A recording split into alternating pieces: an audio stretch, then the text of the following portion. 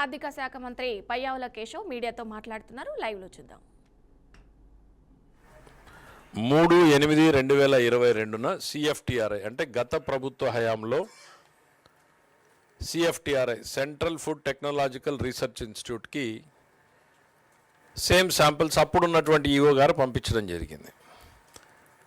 అందులో కూడా ఈ బెటాసిస్టోస్టెరాల్ అనేటువంటిది పాజిటివ్ వచ్చింది అని. అంటే దాదాపు ఇప్పుడు టెస్ట్ రిపోర్ట్లో ఏవైతే అందులో కన్క్లూజన్స్ ఏమి ఇచ్చారనేటువంటిది మనకు తెలీదు. బెటాసిస్టోస్టెరాల్ ఏదైతే ఉందో దాని మీద ఆ రోజు రిపోర్ట్ ఇచ్చింది. 2022లో రిపోర్ట్ ఇస్తే దాన్ని తొక్కిపెట్టి దాన్ని సరిదిద్దేటువంటి చర్యలు తీసుకోకపోగా దాన్ని కొనసాగిస్తూ మరింత విస్తృతపరిచే రకంగా ఆ రోజు ఉన్నటువంటి బోర్డు చైర్మన్ గారు కావచ్చు, కొంతమంది అధికారులు కావచ్చు, అందులో సభ్యులకు పాత్ర ఉంది అనేటువంటిది స్పష్టంగా తేల్చి చెప్పడం జరిగింది.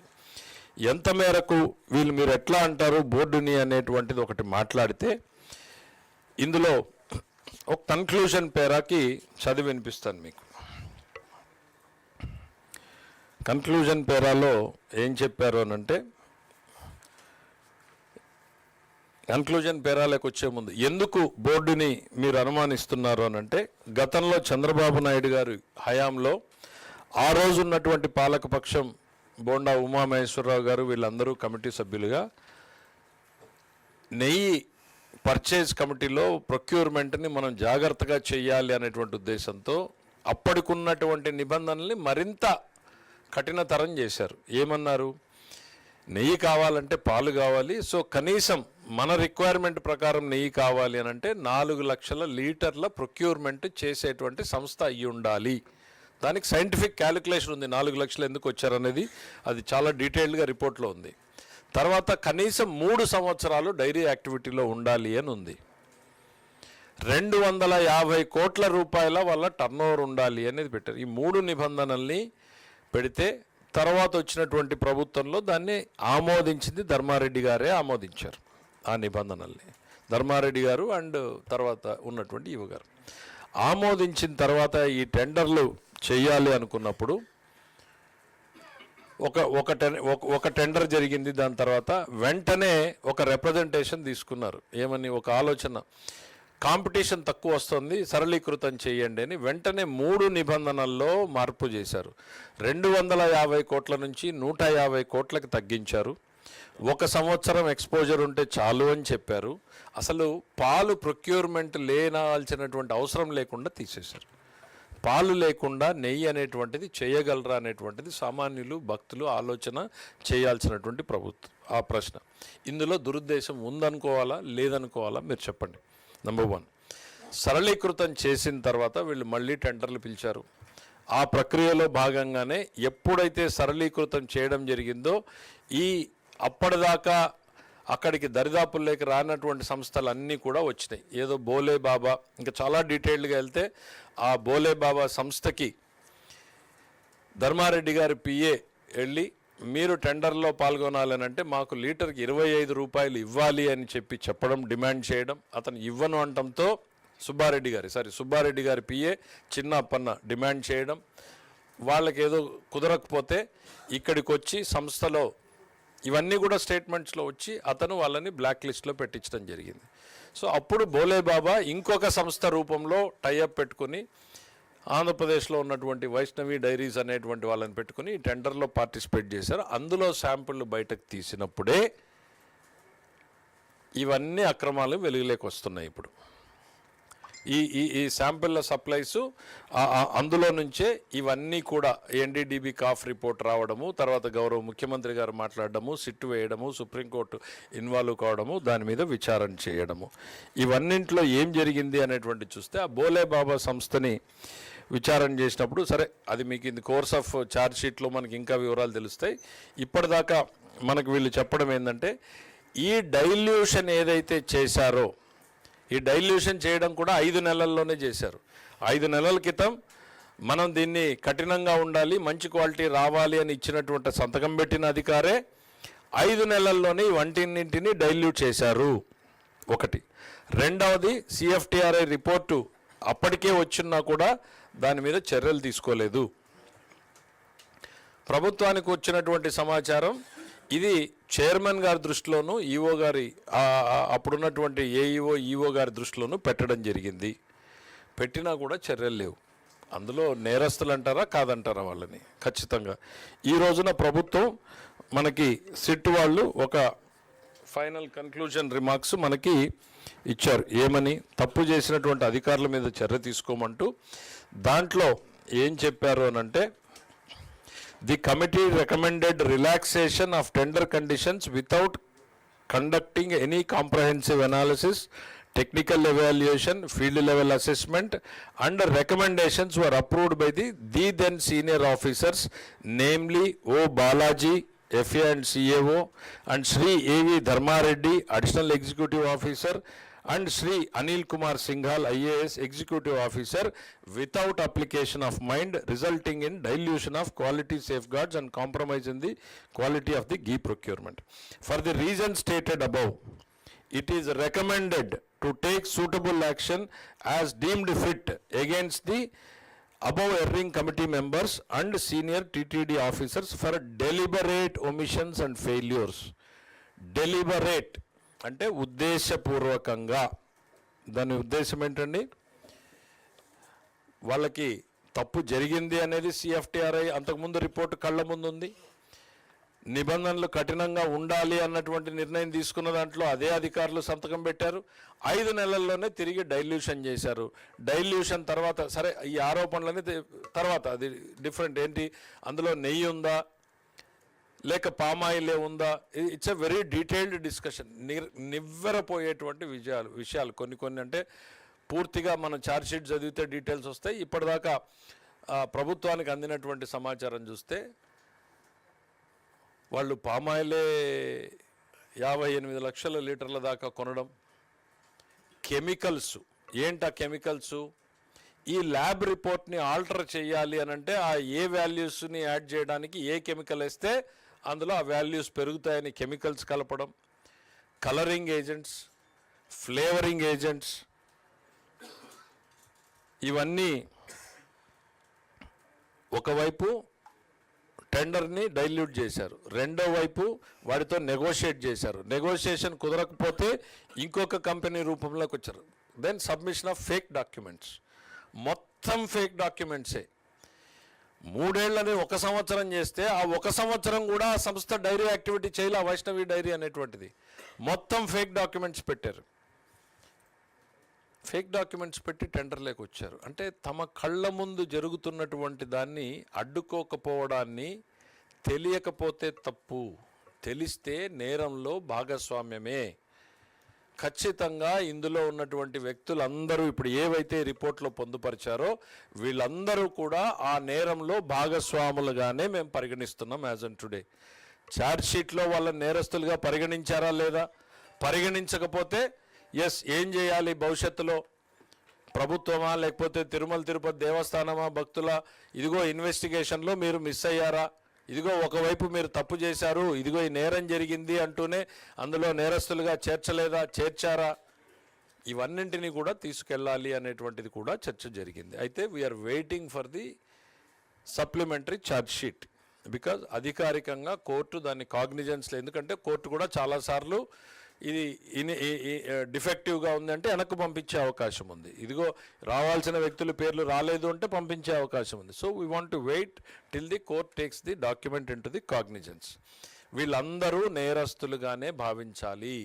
శ్రీవారికి అపచారం చేసినటువంటి సంఘటనలో ఈ నేతలందరూ కూడా సుబ్బారెడ్డి గారి దగ్గర నుంచి, ధర్మారెడ్డి గారి దగ్గర నుంచి, సింఘాల్ గారి దగ్గర నుంచి కింది స్థాయి కమిటీలో ఉన్నటువంటి వాళ్ళందరూ వీళ్ళందరి మీద చర్యలు తీసుకోమని ఏదైతే రిపోర్ట్ నివేదిక ఇచ్చిందో వీళ్ళని నేరస్తులుగానే పరిగణించమని ఈరోజు భావించడం జరిగింది.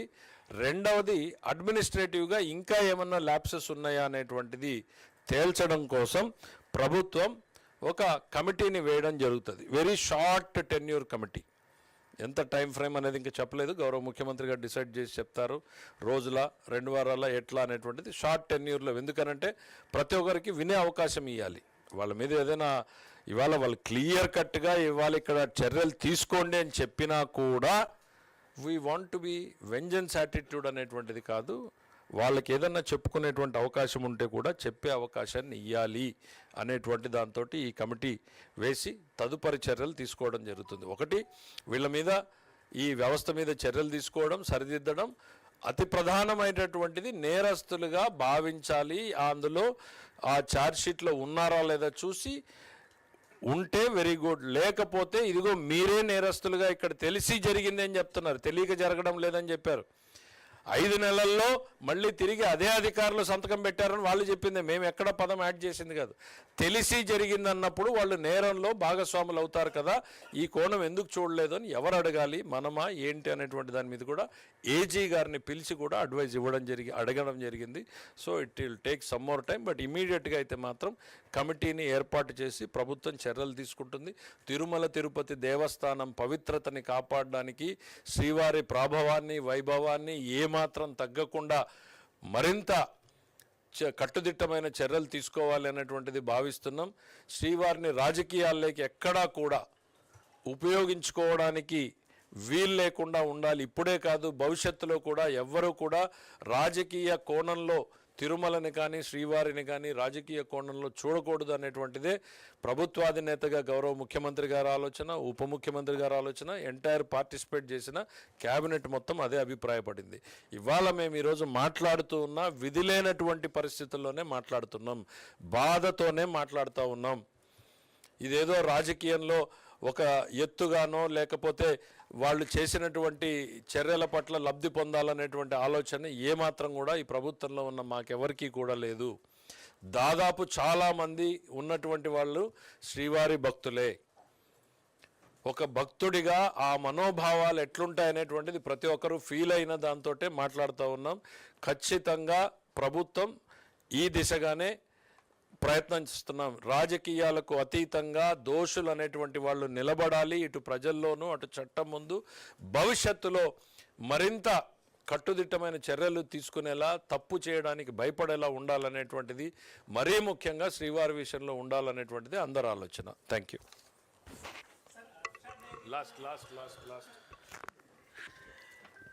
ఈరోజు జరిగిన క్యాబినెట్ సమావేశంలో గౌరవ ముఖ్యమంత్రి గారు అందించిన సమాచారం, అదేవిధంగా ఈ సమస్య పైన గౌరవ ఉప ముఖ్యమంత్రి గారు పవన్ కళ్యాణ్ గారు రాష్ట్ర వ్యాప్తంగా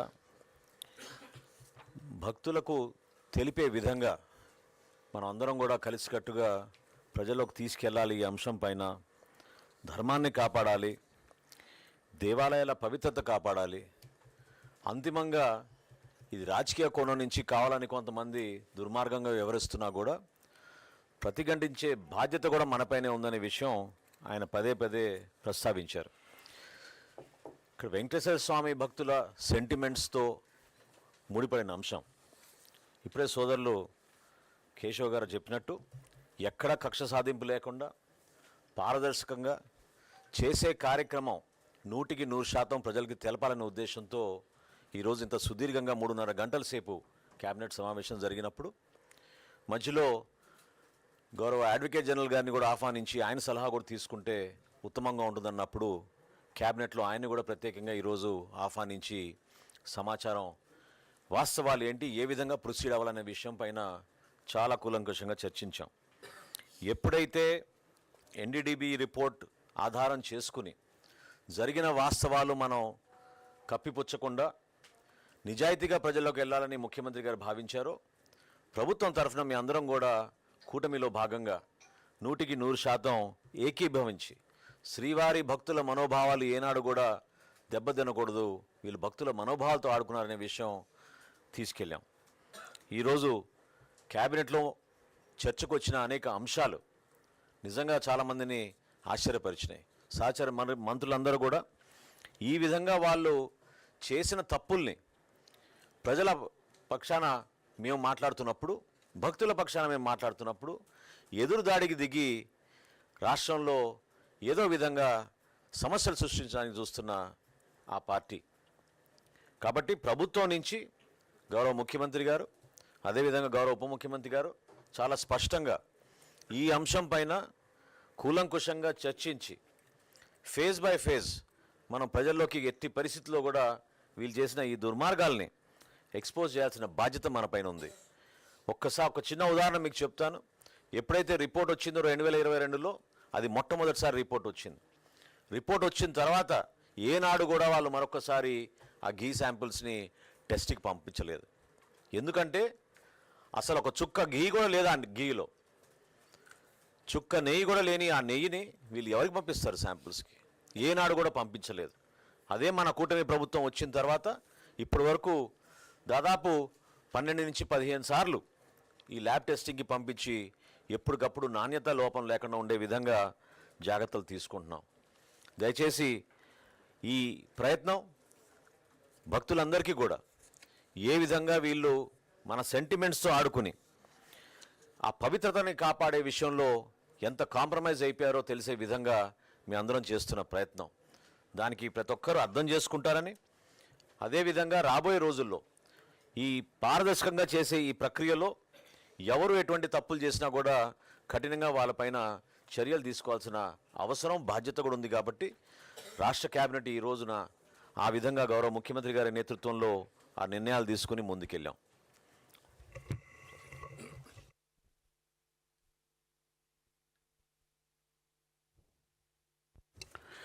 ఇటీవల సిట్ కోర్టులో సప్లిమెంటరీ ఛార్జ్ షీట్ ఇచ్చిందని చెప్పిన తర్వాత వెంటనే మొట్టమొదటిసారిగా స్పందించింది వైసీపీ నాయకత్వం. సప్లిమెంటరీ ఛార్జ్ షీట్లో విషయాలు మాకైతే తెలియదు, కానీ దీంట్లో కల్తీ జరిగింది కానీ జంతు కొవ్వు లేదన్న విధంగా మాట్లాడారు. అంటే కల్తీ జరిగిందన్న విషయాన్ని ఒప్పుకుంటున్నారు. చంద్రబాబు నాయుడు గారు అప్పుడు ఎన్డీడీబీ రిపోర్ట్ని ఆధారంగా చేసుకొని ఆ రిపోర్ట్లో ఉన్న అంశాలనే వారు ఆనాడు ప్రస్తావించడం జరిగింది. అయితే మరి ఆ విధంగా ఆనాడు చెప్పిన విధంగా ఇవాళ లేదు, కల్తీ మాత్రమే జరిగిందన్నట్టుగా చెప్పారు. నేను వాళ్ళని అడుగుతున్నది ఏంటంటే, కల్తీని మీరు సమర్థిస్తున్నారా? కోట్లాది మంది భక్తులు ఆరాధించే ప్రత్యక్ష కలియుగ దైవం వెంకటేశ్వర స్వామికి నైవేద్యంగా సమర్పించే లడ్డులో కల్తీ జరిగిందని మీరు సమర్థిస్తున్నారా, అంగీకరిస్తున్నారా? దాన్ని మీ పార్టీ నాయకత్వం సమర్థిస్తున్నదా?